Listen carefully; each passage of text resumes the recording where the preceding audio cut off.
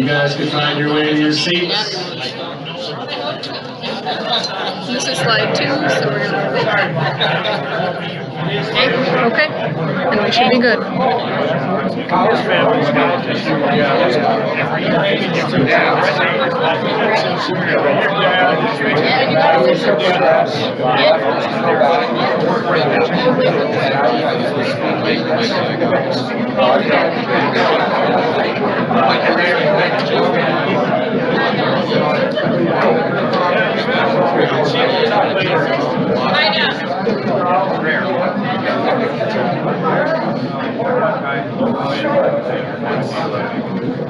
All right.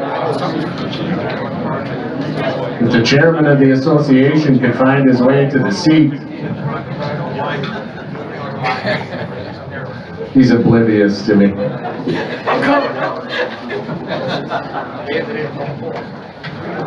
All right.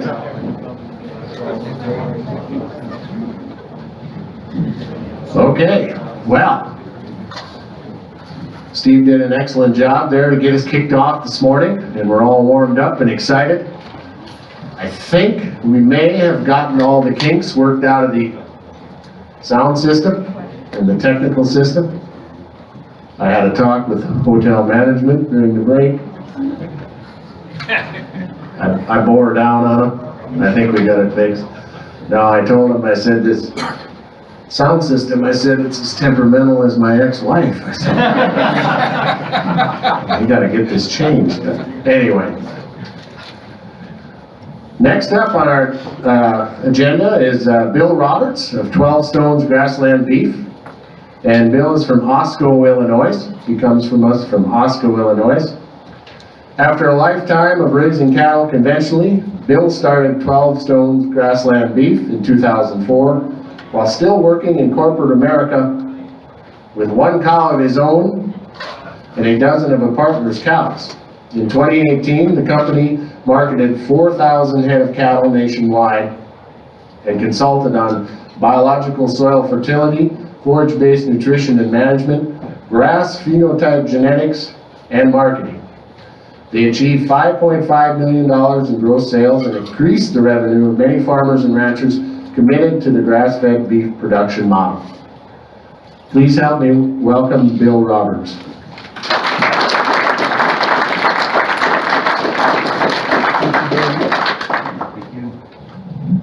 Everybody hear me okay? Well, I have to tell you first off, I appreciated Steve. I'm a history buff, and I studied history of Canada. And how many of you know it was originally going to be called Kund?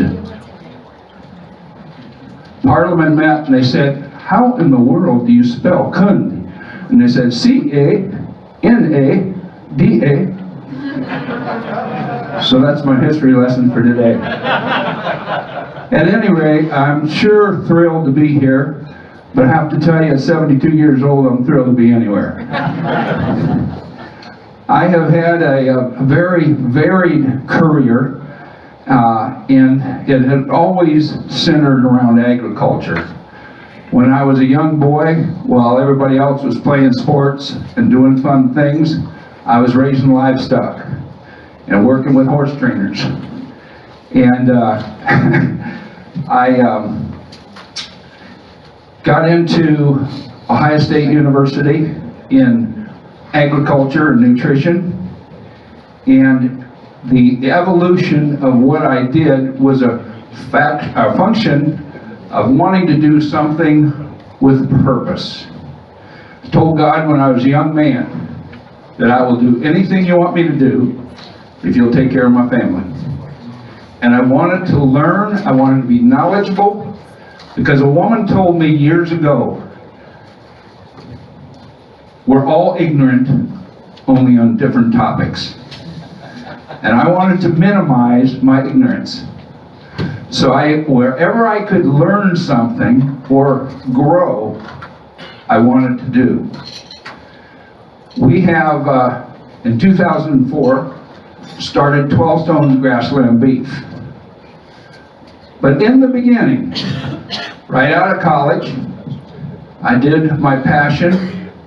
I got a chance to train Arabian horses for one of the top Arabian stables in the country. It was the first stable that had a Kenworth or a semi to show horses. We had a Kenworth cab over, and it was a great experience. And one of the things I learned in that early experience was that animal performance is the indicator of management success.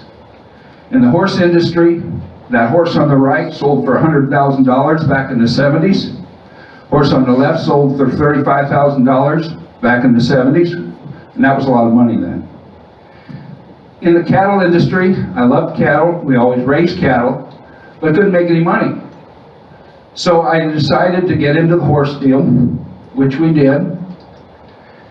And I was in corporate America, basically, doing horses after I left Keller's on the side. When I first got out of college, I was a feed consultant for Landmark in Ohio. And I was in poultry, cattle, dairy, you name it.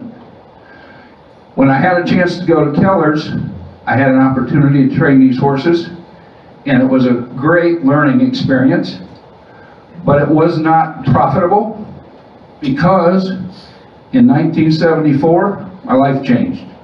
I got married. Two cannot live as cheaply as one. So we continued to train horses, and that was how we made our extra money. But I went to work for a veterinary pharmaceutical company and was in veterinary pharmaceuticals.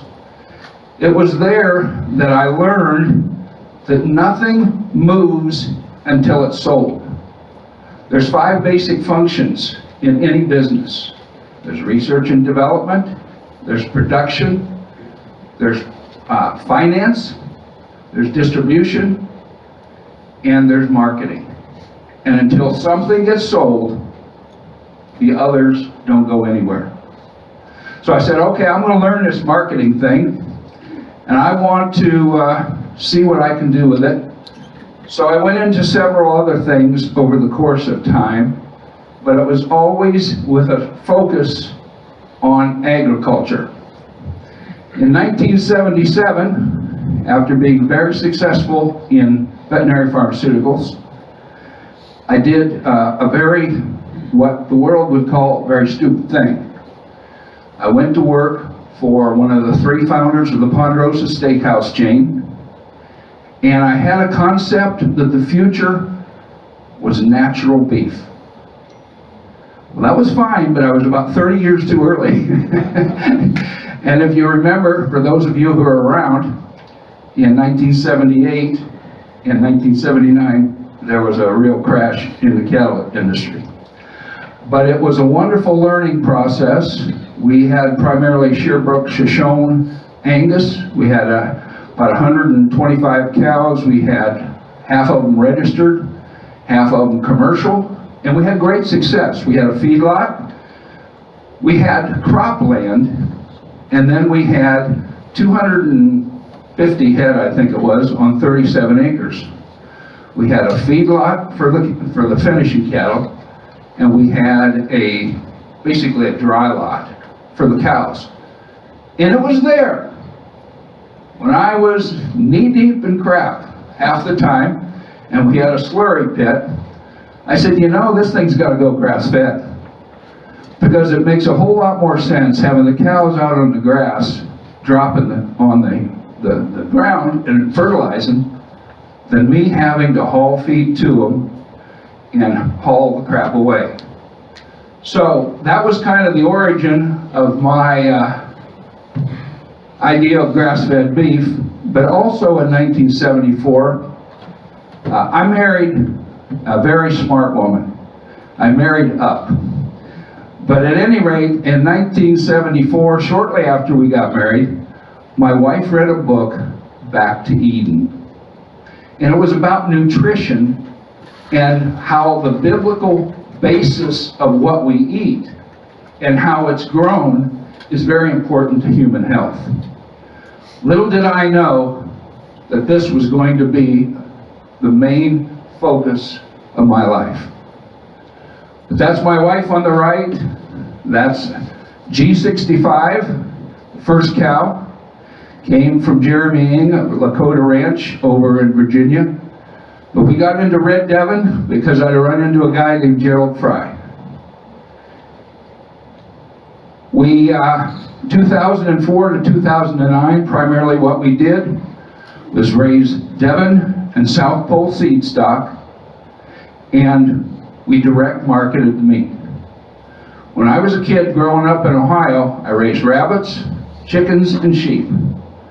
I would process them, and as a 12, 14, 15-year-old kid, I'd go door to door in the town and talk to the proprietors about direct marketing meat. So I've done this most of my life. We were extremely successful. The veterinarian that partnered with me on his farm let me use the land, and he even bought the minerals for me stewarding his cattle, procuring his cattle, and marketing. We were $1,600 to $1,800. I should say I was, because of the free land. $1,600 to $1,800 per producing cow net profit per year. So I think this agriculture thing's good. Everybody's doing this. Everybody wasn't doing this, but as we progressed in 2007, I met a guy named Jim Helfter and Dr. Susan Beal, who was the head of the Holistic Veterinary Medical Association, and we got into a thing called cafeteria minerals. And I'll go over that more in my second presentation, but we began to market, not only use, but to market the cafeteria mineral program, and go back here.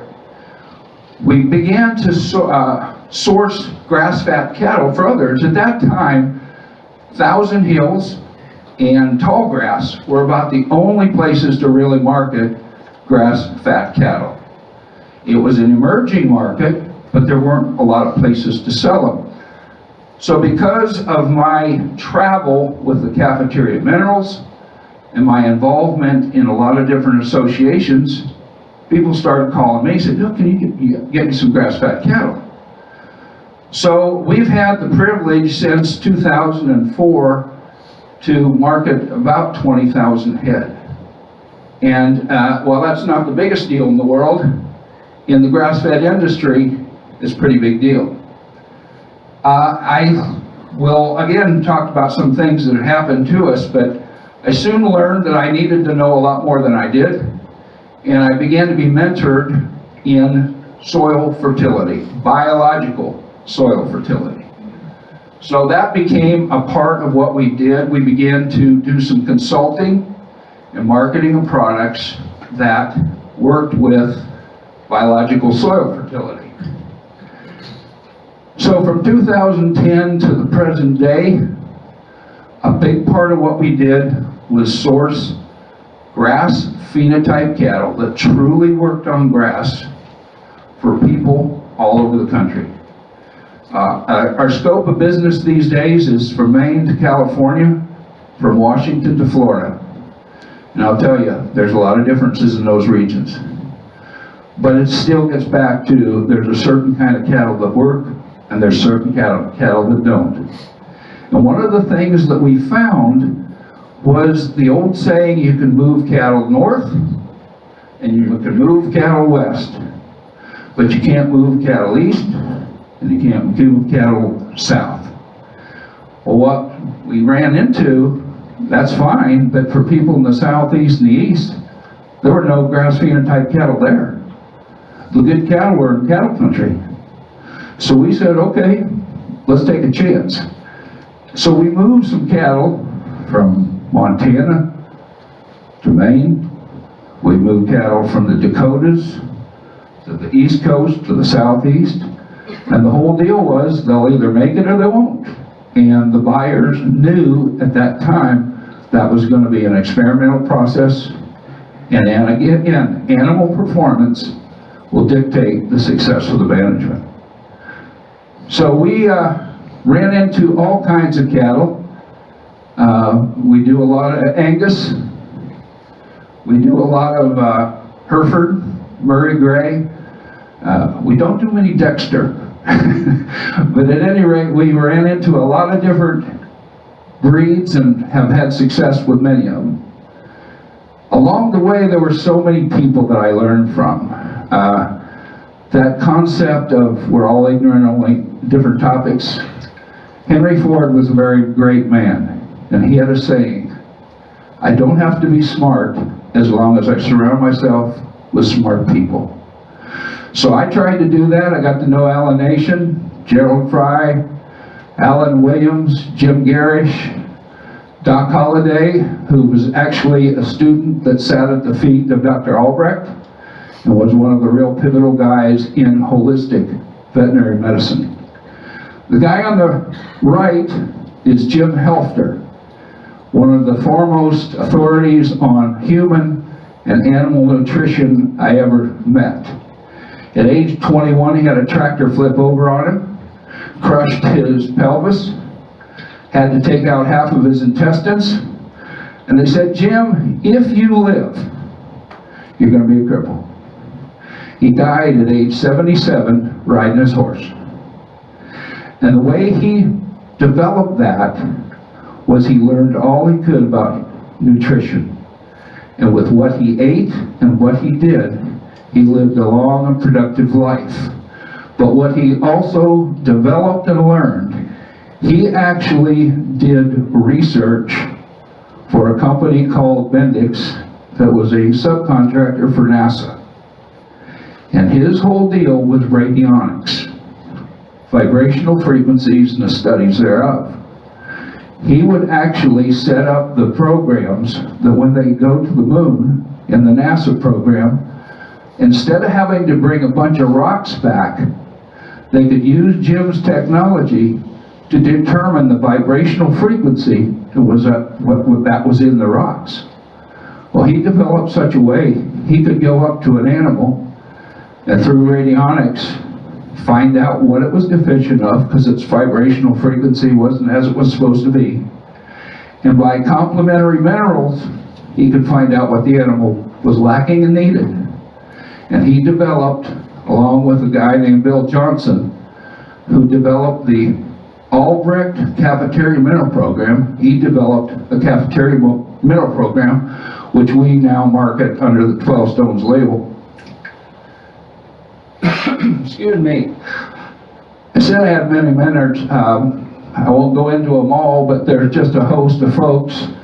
Joel Salatin, I met him in 2004 at the first Grays Fest. And I said, Mr. Salatin, what would you have to say to any young person wanting to get in agriculture? He said, that's easy, get started. And that's what we did. We kind of plunged in. But some of the great brains, Dr. Albrecht, Ian Mitchell-Ennis, Linus Pauling, I didn't know the two on the ends. They were before my time, which Abe Lincoln was just before my time. But at any rate, there were many mentors from many places. I had a chance. I was doing a business conference in Paris.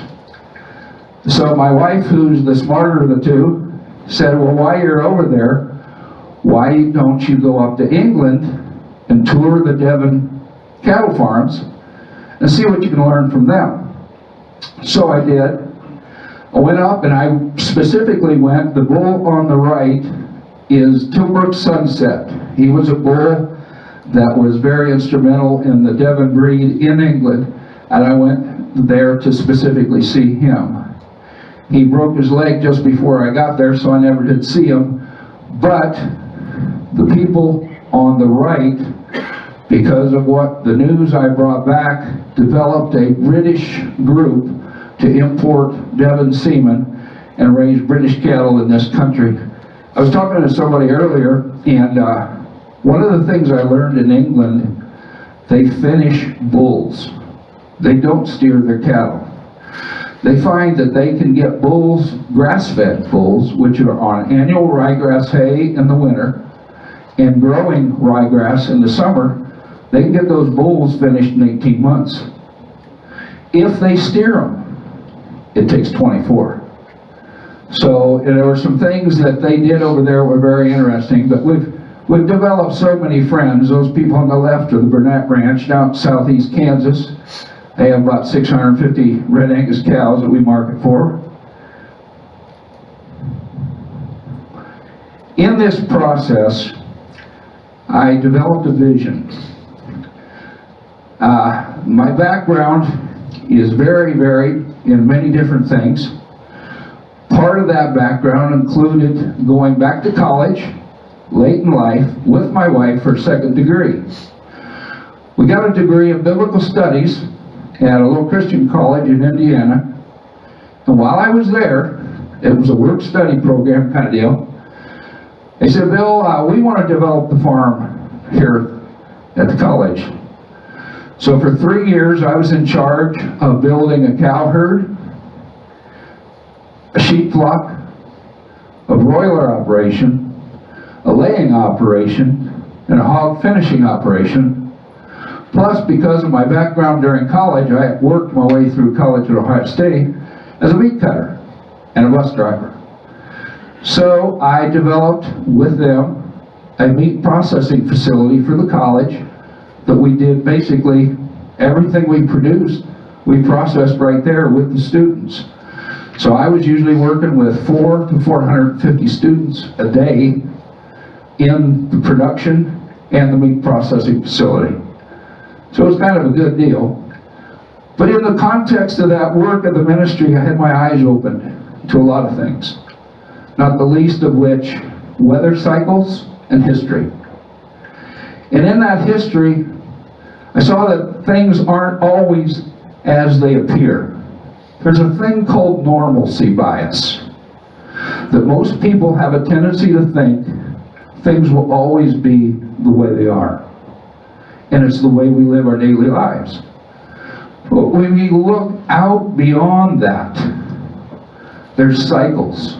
Weather cycles, civilization cycles. And I thought, you know, this grass-fed beef thing is not only sustainable and in every way profitable from a standpoint of building the soil, more profitable if we do it right, but it's sustainable in times of bad weather, political events, economic events. I thought, this is the future. And that with the people that I'm meeting, if I could somehow be a part of developing a network coast to coast that were producers, processors, and distributors of grass-fed beef, we could make a very profitable, unified effort to produce healthy, quality food and do it in such a way that everybody won. And so it was going to be a national network that was a viable business model in good times and a sustainable food supply in hard times. So what did I encounter in those early days? Oh, I talked about the seed stock. There was a shortage everywhere. So we had people calling us from all over the country. And, you know, a lot of things we learned the hard way. We did the best we could with phenotype, but it's like when I bought Devon cattle. I'd bring some in, some would work, some wouldn't. Because, again, animal performance is the key to monitoring the success of your operation. So we began to work with quite a few people on the seed stock, and there became a strong demand for feeders.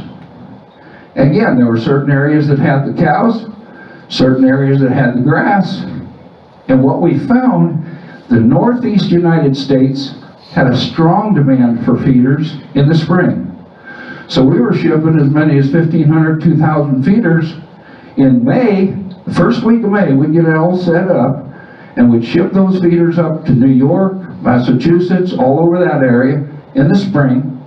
And then in the fall, the southeast people would sow our annual ryegrass, and we're getting 3, 4, 5 pounds of gain per day on that annual ryegrass.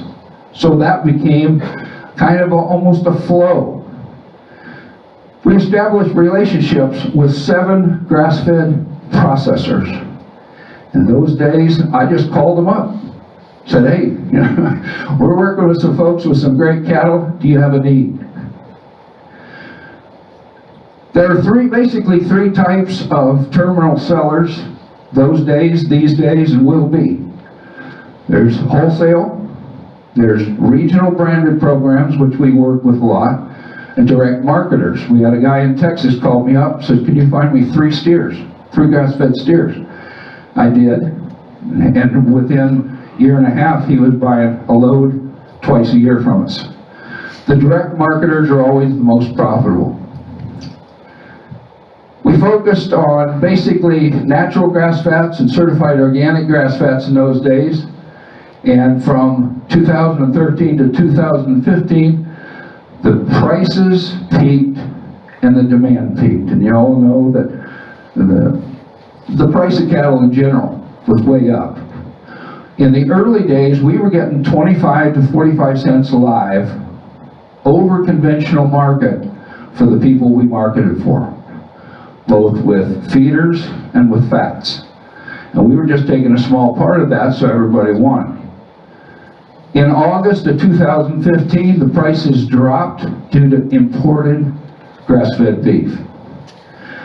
We basically, I've run the numbers, and I'll show you in the next presentation, but we, in 2018, imported, just in meat, not in cattle, from Canada and Mexico, we imported what is equal to about 24% of the total beef cattle in the United States production for a year if we had 100% calf crop. And it's mostly grass-fed. There's some grain-fed in that, but it's almost grass-fed. But at any rate, the demand continued to increase through that period. Now what is? 2018 was a transitional year. Domestic sales were hotly contested by newcomers. Fresh Direct, online businesses, a whole bunch of newcomers, and most of them were getting their beef from imported. We also found that a lot of our old customers, we had one customer who used to ship 4 to 6 loads a month that now gets 100% of their grass-fed beef from imported grass-fed. They do nothing domestically. And yet in their ads, they'll have their procurement guy on a herd in Colorado says improving the environment. What they don't tell you, in Uruguay. But at any rate, there's so much deception going on. In 2018, there was 121,000 metric tons of beef exported from the United States, and that was mostly grain-fed. There was 1,373,000 metric tons imported to the U.S. and was mostly grass-fed. Uruguay, Australia, New Zealand, Tasmania. It was also the year of the third-party verification. GAP 4, Animal Humane.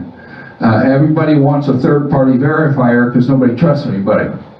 So that has become a very, very big part of what's going on.